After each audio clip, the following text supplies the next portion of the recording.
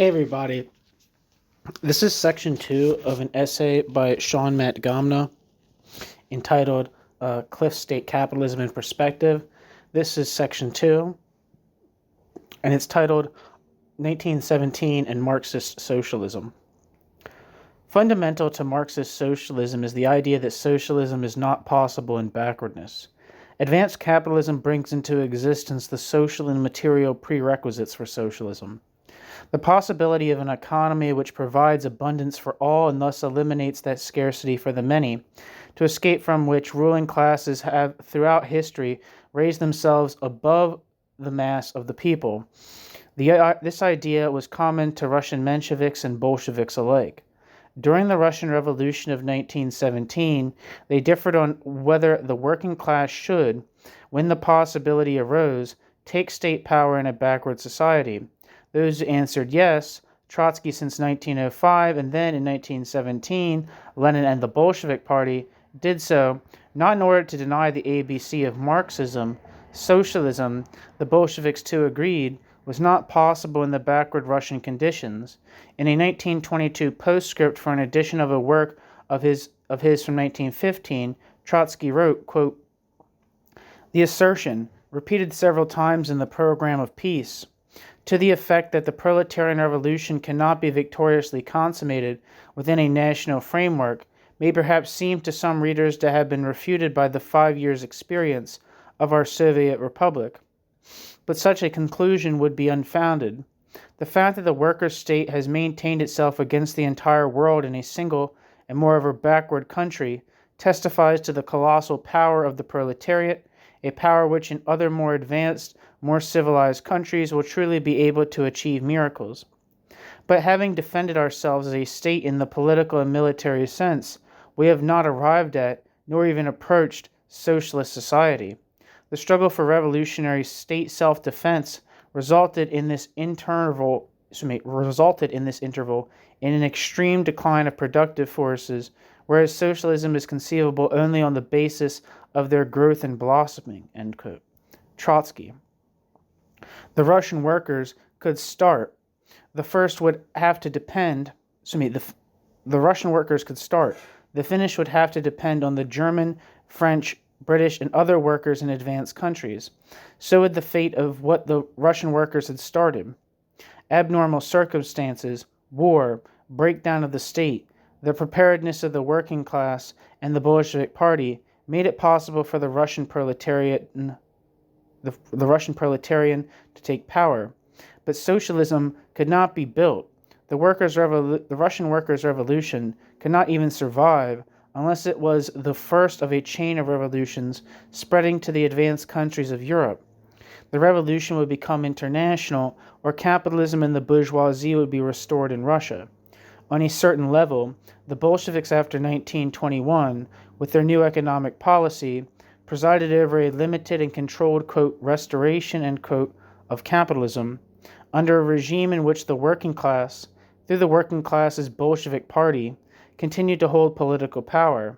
Under this, quote, new economic policy, NEP, in which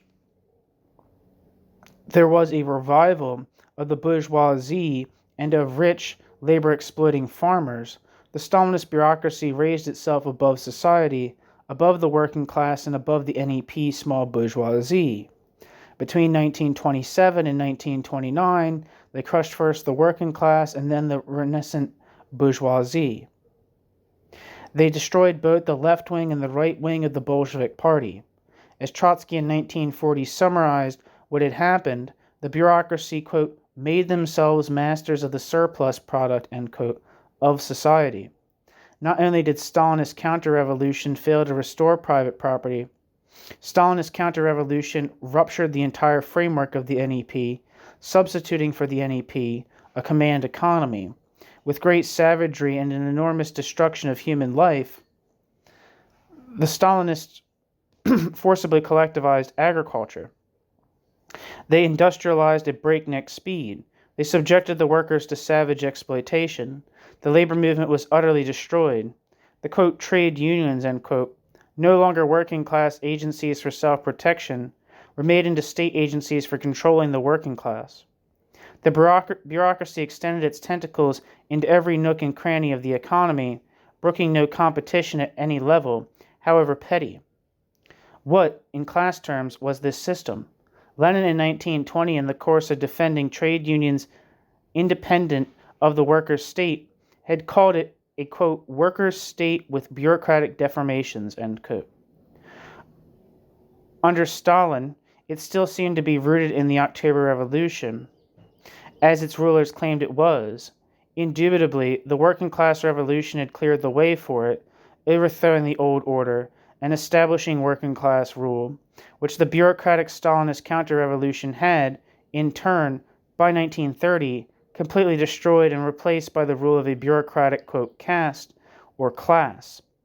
The key question for those who struggled to understand the USSR was, did the bureaucracy, which maintained and massively extended the property of the state it collectively, quote, owned, quote, represent a monstrously distorted working class rule, quote, degenerated workers' state, end quote?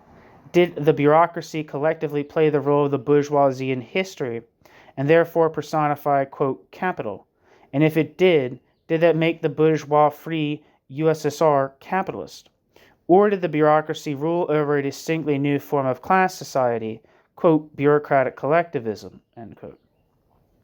Was there, in fact, continuity between the working class revolution of 1917 and Stalinism? The Stalinized Communist International said there was. This was the Russian Revolution triumphantly enduring and developing. Its norms and practices were from now on the norms and practices of working class socialism. Old socialist terms and ideas were adapted to radically new meanings that were often the opposite of their old meanings. Quote, democracy, for example, came to be used as a name for fascist-like state tyranny. Workers' power was the name given to savage bureaucratic rule over a brutally exploited working class that had less rights than the workers in Britain or France. In fact, no rights at all.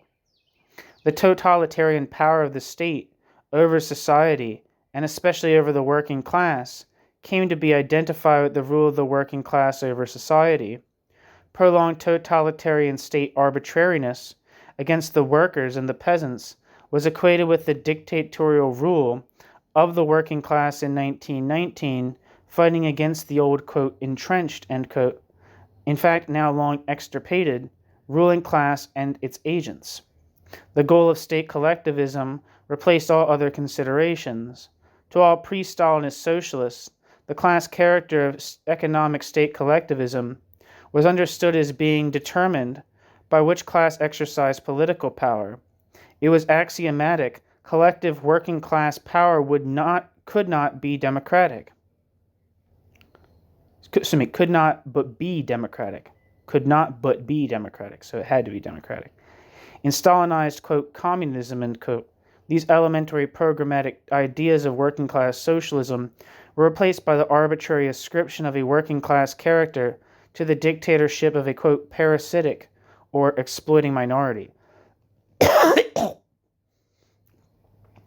The idea that for real socialism the working class is to take over the achievements of advanced capitalism, that socialism is impossible except as the historical offspring